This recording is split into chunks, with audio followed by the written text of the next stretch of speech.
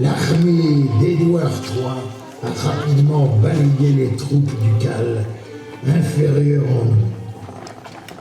Mon village de Chérisy, le village de mon père et de mon grand-père, calé contre la colline de Montréal, balayé aussi. On y vit longtemps le reste sépare des preux chevaliers, des vieux camps. Les portes de Montréal ne résistèrent pas longtemps au coup de l'ennemi. La ville fut pillée. En contrepartie, je m'engage à quitter les terres du duc de Bourgogne dans les délais les plus brefs, sans y commettre la moindre violence, et à libérer les villes et forteresses par moi conquises. On ira voir. Vous verrez.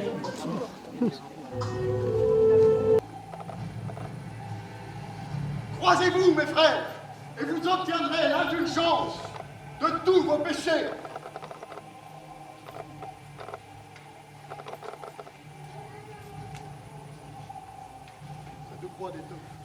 Cette croix d'étoffe ne vaut rien si on la considère à prix d'argent.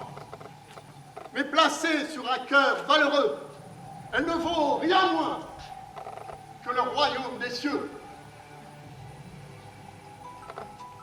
Dirige avec avantage.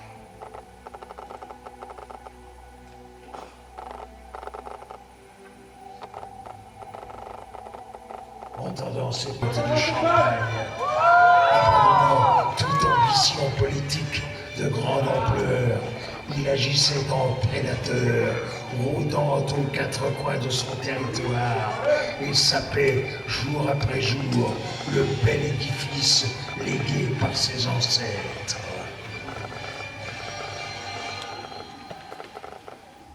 L'arrêt du Parlement de Paris condamna Anséric pour ses crimes, et le duc fut sommé de son... Protégez notre Seigneur! Souffre encore du manque de bétail et de chevaux que vos hommes leur ont pris. Laissez-nous encore quelques jours de réflexion.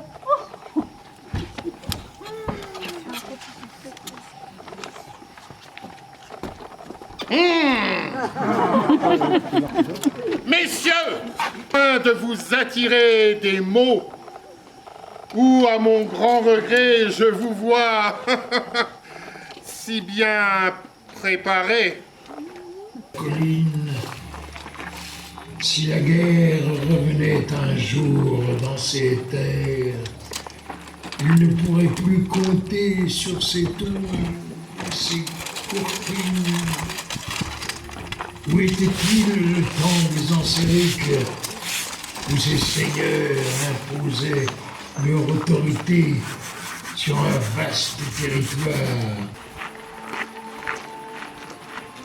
François Ier, oui, François Ier, avec de seigneurie vassale du marquis de Ragny, Montréal ne devait plus jouer le rôle éminent qu'elle avait occupé depuis le Moyen-Âge. Une forteresse, jadis dressée comme un point vers le ciel, condamnée par l'histoire.